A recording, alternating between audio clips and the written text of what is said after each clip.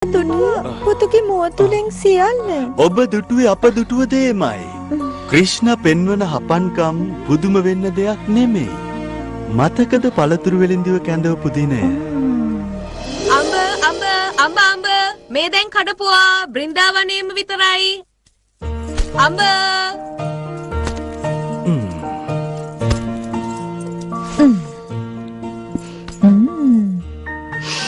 මේ අඹ හරිම සුවඳයි නේද මගේ පුතේ? මේ එක් දානි මල්ලකට අඹ වට්ටියම ගත හැකිද? එසේමයි මහරජ නන්ද. ඔබ සෑම විටම කරුණාවන්තයි.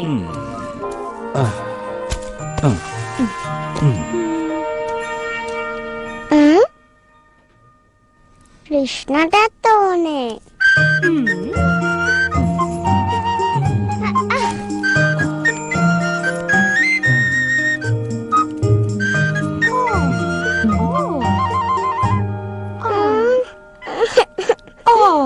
ඔයා අඬන්න එපා ක්‍රිෂ්ණ. මේ ටික හොඳටම ඇති වෙනවා මගේ අඹවලට.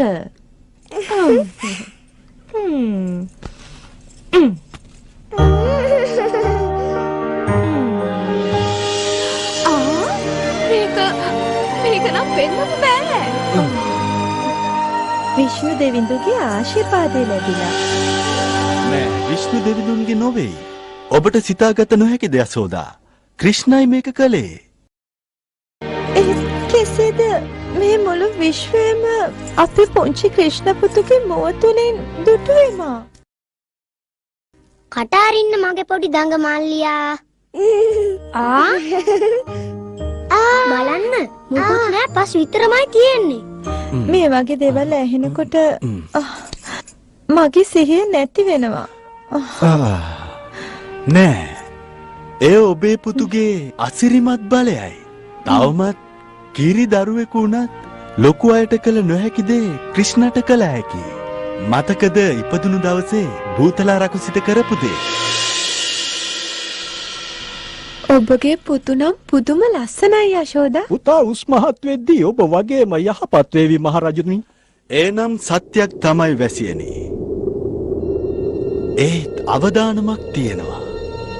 නපුරු කම්සා රජතුමා තමන්ට තර්ජනයක් කියා සිතන සෑම දෙනාවම විනාශ කර දමනවා.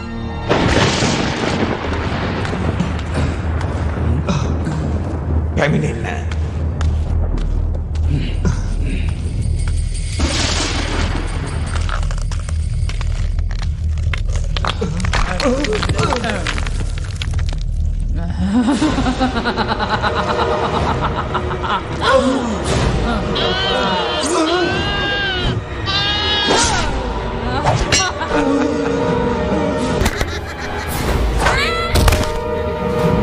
මං හිතනවා ඔබ ඊට වඩා මිනිස් දරුවන්ට කැමතියි කියලා. නුඹ කවුරුන්ද? පාවසන්න නුඹ වෙනුවෙන් සේවය කිරීමට කලින්.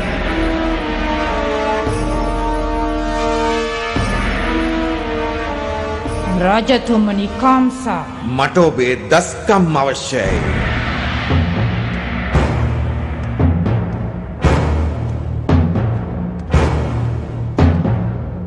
දේවකීට ඉපදුණු 8 වෙනි දරුවා මගේ ජීවිතයට තර්ජනයක්.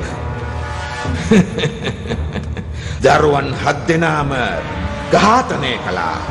ඒත් 8 වෙනි දරුවා මගේ මරණයේ දේව දරුවායි. මං අණ කරනවා ඔබට පසුගිය දින 10 දී ඉපදුණු සෑම දරුවෙක්ම මරා දමන්න. ස්ථිරව මගේ මාරක දේව දරුවා සිටින්නේ මේ දරුවන් අතරයි.